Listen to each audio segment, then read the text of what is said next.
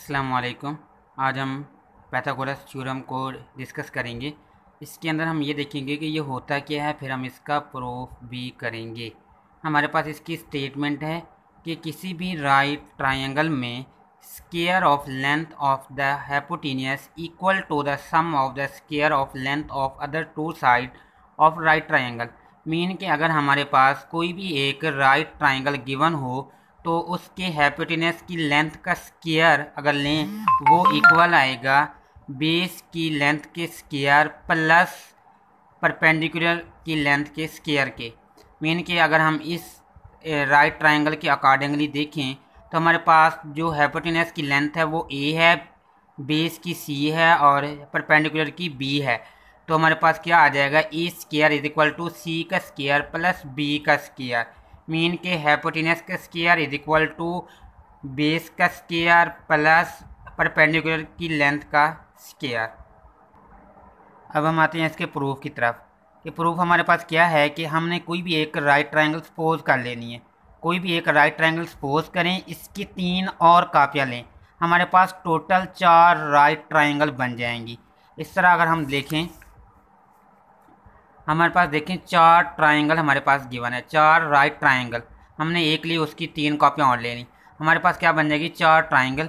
हमने इन 4 ट्रायंगल को इस तरह हमने अरेंज करना है कि हमारे पास एक स्क्वायर बन जाए। देखिए हमने इसको इस तरह ए बी सी जो हमारे पास राइट ट्रायंगल थी हमने उनको अरेंज किया तो हमारे पास एक क्या बन गई, हमारे पास स्क्वायर बन गई। अब हम क्या करेंगे, इस स्क्वायर का, ये जो हमारे पास बनी है इस स्क्वायर का हम क्या करेंगे, हम एरिया फाइंड करेंगे।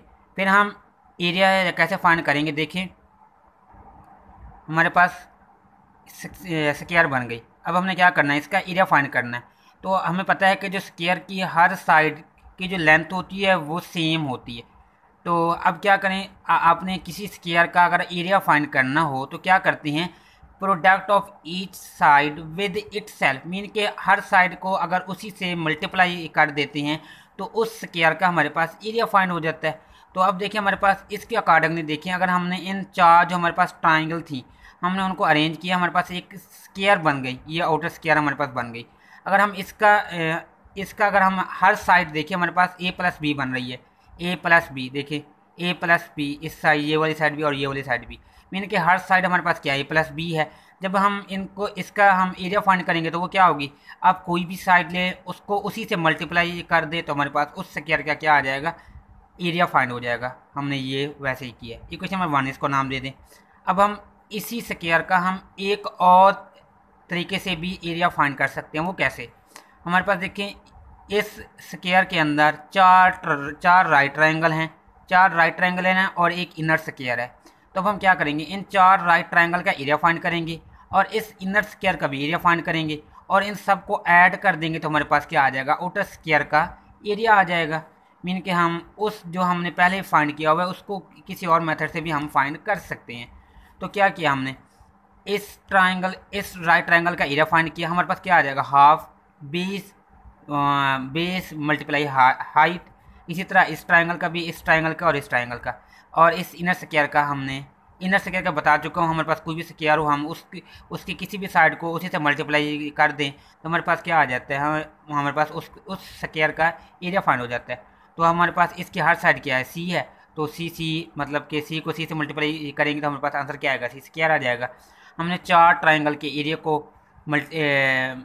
ऐड करा के किसके साथ ऐड किया है, हमारे पास इनर स्क्वायर का। तो हमारे पास ये भी क्या दे रहा है हमें, इस स्क्वायर का, इस आउटर स्क्वायर का हमारे पास क्या आ रहा है, एरिया फाइंड हो रहा है। तो देखिए हम इस स्क्वायर का हमने 2 तरह से एरिया फाइंड किया है। एक उसकी साइड को, उसके साइड जो हमारे पास बनी थी उनमें से कोई एक साइड लेकर उसको मल्टीप्लाई करा दिया है, और या हम उनके अंदर जो ट्रायंगल थे और इनर स्क्वायर थी हमने उनका एरिया फाइंड करके उनको ऐड अप कर दिया, उनको सम अप कर दिया हमने। तो देखिए हमारे पास 2 इक्वेशन बन गई। ये भी हमारे पास इस स्क्वायर का एरिया है, ये भी हमारे पास इस आउटर स्क्वायर का एरिया है। तो हमने इनको कंपेयर करेंगे तो हमारे पास आंसर क्या आ जाएगा, 2ab plus C square is equal to A plus B का स्क्वायर। मीन कि हमने अगर इन दोनों इक्वेशन को कंपेयर करेंगे, जब हम इसको सिंप्लीफाई करेंगे तो हमारे पास आंसर क्या आ जाएगा, C square is equal to A square plus B square. Mean कि हमारे पास ये रिक्वायर्ड रिजल्ट था जो हमें चाहिए था। वो क्या था कि हमारे पास हमने हाइपोटेनस की लेंथ को सी का नाम दिया हुआ था, बेस को हमने ए का नाम दिया हुआ था, परपेंडिकुलर को हमने बी का नाम दिया हुआ था। तो हमारे पास प्रूफ हो गया कि अगर हमारे पास कोई भी राइट ट्रायंगल गिवन हो तो उसकी हाइपोटेनस की लेंथ का square is equal to base की लेंथ का स्क्वायर प्लस परपेंडिकुलर की लेंथ का स्क्वायर के इक्वल आता है। ये वाला जो हमारे पास हाइपोटेनस होता है। तो हमारे पास ये रिज़ल्ट था और जो हमने प्रूफ किया है। मैं दोबारा बता देता हूँ कि हमने किया क्या है। हमने एक कोई भी राइट ट्रायंगल ले ली, उसकी मतलब उसकी 3 कॉपियाँ और ली। हमारे पास टोटल 4 हमारे पास ट्रायंगल हो गई, राइट ट्रायंगल हो गई। हमने उनको अरेंज किया, हमने उनको अरेंज करके इस अरेंज किया कि हमारे पास एक स्क्वायर बन गई है। हम उस स्क्वायर का दो तरह से हम उसका एरिया फाइंड कर सकते हैं। जब हमने दो तरह से हमने उसका एरिया फाइंड किया, हमने उनको जो हमारे पास दो वो एरिया है या उनकी इक्वेशनें आई, हमने उनको कंपेयर किया। कंपेयर करने के बाद हमारे पास जो रिक्वायर्ड रिजल्ट था वो हमारे पास आ गया।